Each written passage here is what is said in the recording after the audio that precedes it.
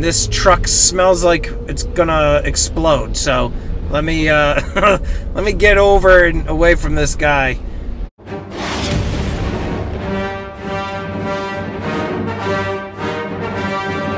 On the way to the coin shop again.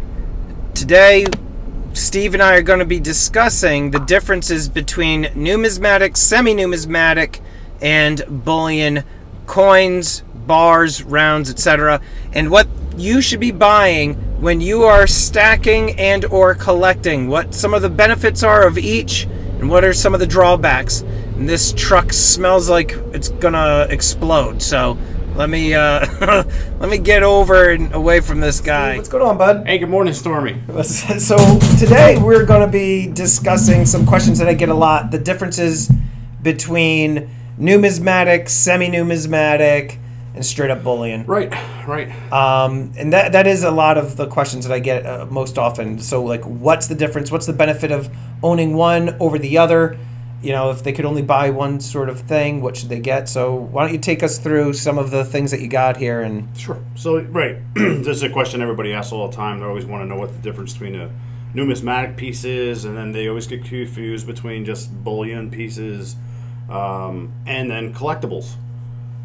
So what we got here is we got a nice pile of stuff to kind of go through, and we'll talk about each different piece and what it means to different people, and financially, whether it's just a fun piece, a financial piece, whatever have you. okay, so for example, one thing that I get a lot of is the people asking me the difference between numismatic and semi-numismatic. So we had a couple examples here that we placed out, like these kookaburras, Yeah. and then you have some of these slab things. So like, take us through those items and like why somebody should buy one over the other, or should they buy both, etc.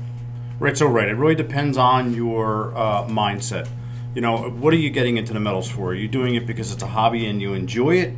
Are you getting into the hobby because you're looking to, you know, look for an investment purposes where you're looking to make fast money? Are you doing it to preserve wealth? So they got three kind of categories there. Okay. And a lot of people tend to kind of fit into a little bit of each.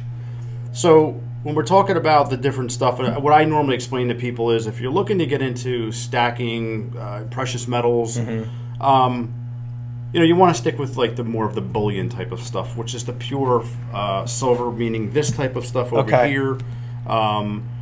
Your silver eagles are a bullion. That's what the intention on the silver eagles were, but then they started grading them and they became collectible. So that's kind of one of them areas that kind of goes between both the hobby type of side, collectibles and bullion. So it's kind of that like a middle ground. Yeah, middle ground stuff, right. So now the benefit for people that I always tell them, if they're looking to just stack weight and as cheaply as possible, that's kind of what you're basically going to be doing with the bullion, right? Yeah, correct. So right, you want to get in, if you're stacking just to put the metals away to hedge against inflation, then certainly you want to buy the bullion stuff, which is always going to have the least amount of premium. You can get more for your money right now. Okay.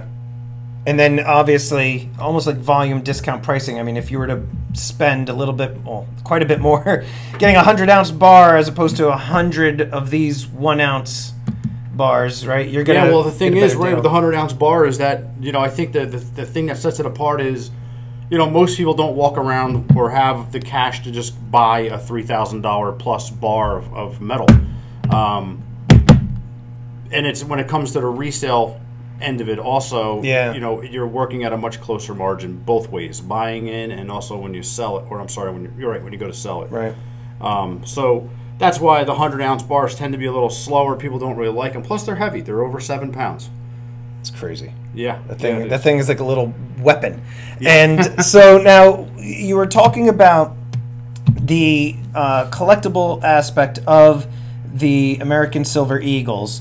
And here you have just like quite a variety. You've got, you know, what does this say here? 25th anniversary, Silver Eagle, first day of issue. I thought you had some stuff in here like First Strike. I mean, right, first day of issue here. Yeah, the really first day of issue. This is a little collection we took in yesterday. First strike right there. Right, so this would, as I was saying to you before, this kind of falls into that, both the bullion and the collectibles. Okay. You know, once they started grading them and putting them in the different holders, this is an annex holder, this is your NGC holder, and I don't think there's, I think there is actually a couple, there's a few PCGS holders here too, like over here. Now, would you say PCGS tends to be the one that people like more than the other? No, I think it's a split or? playing field. Okay. I think honestly with Silver Eagles, I think people tend to lean towards the NGC. You know, if you look at this coin, it's a perfect example. You can see the spotting on here. Oh, That's yeah, very the milk, classic milk of the spots. PCGS. You don't normally find that as often. It happens, certainly happens, but you can see a spot on that one. Yeah. But it's less frequent with the NGC for whatever reason. I don't know the reason behind that, but certainly your PCGS tends to have more spotting issues. That is interesting. But what I was saying with the whole collectibles is that once they put them in the holders and they started grading the coins, people started wanting to collect a series. Like, so for example, the annex, you know, they might want to have this specific label. You know, you can see this is it the White House? Number 1865 of 5842. Right. You know, so they want to collect that whole series and have every year of that same label, whatever have you. So that's really, they're kind of collecting a slab over collecting the coin. The coin itself. Because outside of this, I mean, it's just a straight up Silver Eagle. At the end of the day, that's what it is. Yeah, it really is. So it's still a Silver Eagle. Two different mindsets. You know, some people would look at this and say that's, you know, that's stupid. And then you get the people that would say, this is just an ounce of silver. Why am I going to spend a premium on an ounce of silver? I'll just buy, you know, some of that generic stuff because an ounce of silver is an ounce of silver. That's right. You know? And that's the age-old argument too, and I don't even have a great answer for that. You know, it's something that's a personal choice, and that's the thing that I try to explain to people is when you are, say you're a stacker and you want to buy the silver and you're buying just generic stuff and you have a pile of stuff. At the end of the day, when you go down to your safe and you crack it open and you want to look in there and you want to have a couple of fun pieces. I know that's what I like to do. Sure. You know, so example, you might want to buy, you know, a fun piece coin like this because Venom. The Venom coin. You know, it's something that you're going to want to show off a little bit. Now, can you? Because right now this is like crazy what's going on with the Marvel coins.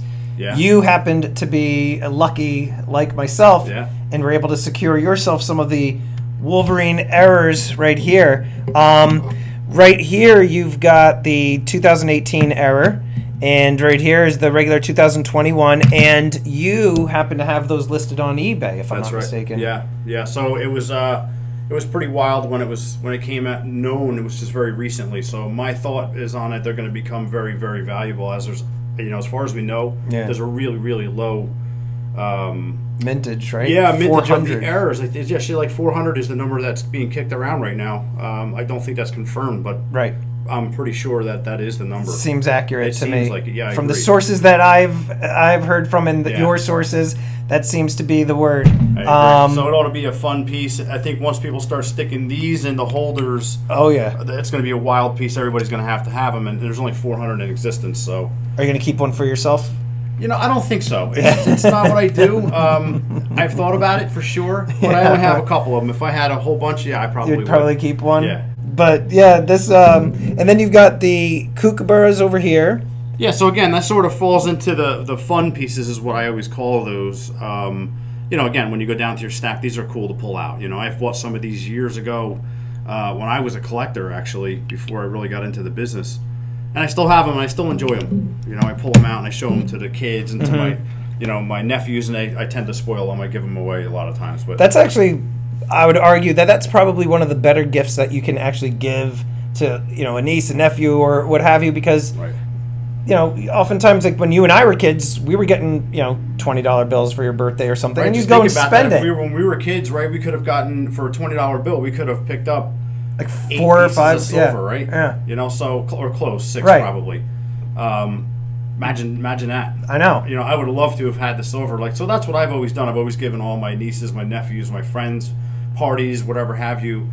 They get silver or gold. Yeah. You know, and a lot of times, you know, it goes over the shoulder, and they're like, yeah. Well, that's another one of these. I know, and that's the other thing too is that I feel like if you were to give like a niece or nephew like a Silver Eagle coin, we're like, here you go, happy graduation. They're like, exactly. Like, then you're that old, lame relative. Yeah, but looking back on it, right, I wish that people had done I that know. for me, you know? I think you're doing the right thing by giving that to them. Yeah, they'll appreciate it later on in life for sure. They will when they go and they sell it so they could have beer money. Yeah, that's it. Yeah, right. Now, so the kookaburras, pandas, things like that, those are what you call like semi-numismatic. Right. What's like the difference between semi-numismatic and straight up numismatic? Okay, so semi-numismatic is the coins like we just discussed, right? So it's Right. it's more what I would call, again, the fun pieces. You know, there's a little bit of a premium on them. They are a coin. You know, they're something that you would be fun, have a good time showing to your friends. That's like a semi-numismatic. It's more, the intention was a bullion piece. Right. Now, when you get into the regular numismatics, straight up numismatics, feel like the Morgan silver dollar. It's the meat and potatoes of the coin world. It is the most traded coin in all of the from dealer to dealer. It's the most collected piece. And It's just a classic design. It really is. So that would be, you know, these are made in the 1800s. So that is a regular collectible numismatic type of coin. Mm-hmm. So what do you think if somebody were to come to you brand new and they wanted to drop some money? What would you tell them to buy? Right, so I would ask them what their intention is first, right? Okay. So kind of getting back to what we talked about earlier in this video is, you know, what is your mindset? What are you looking to do? Are you trying to make profit on this? Are you just hedging against inflation? Are you just doing it because you like the metals? It's something. So is it more of a hobby? Is it an investment? Like, where's your mindset? Right. Once we determine what that is, then I sort of try to push him into his general direction. All right, cool. I'm going to drop your info down below. You've been getting more contacts since you and I have been doing these videos. So I'm going to definitely put your info down below. Anybody that's watching this video, make sure you guys tell Steve that Stormy sent you. He'd be happy to hear from you. And, we'll be doing more of these videos together, and I appreciate the time. Yeah, thanks, Stormy. And I would like to quickly thank these elite channel supporters. And if you haven't already become a channel member, please check out the awesome perks and join today. With that, this is Empire Precious Metals. Until next time, long live the Empire.